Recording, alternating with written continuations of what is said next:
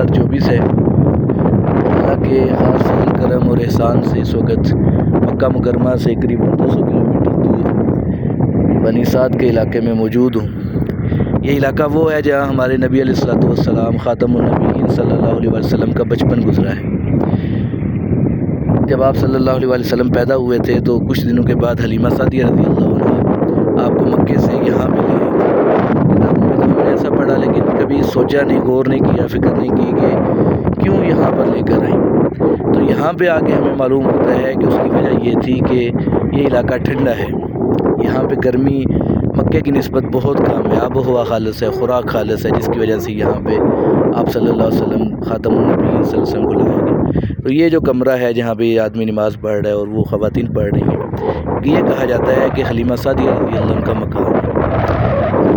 قبرستان ہے، اس کے بارے میں اس دور میں جو لوگ فوت ہوتے تھے اس قبرستان میں ان کو دفن کیا جاتا ہے۔ اور وہ ایک دور پانی کا کنواں ہے، اس کنویں کے بارے میں کہا جاتا ہے کہ اس دور میں بکریاں یہاں سے پانی پیتی تھیں۔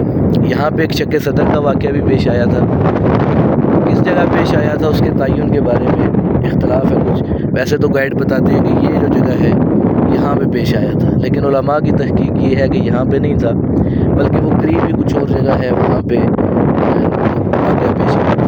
بہرحال یہ سارا علاقہ وہ ہے جہاں ہمارے نبی صلی اللہ علیہ وسلم کے قدم مبارک لگے ہیں۔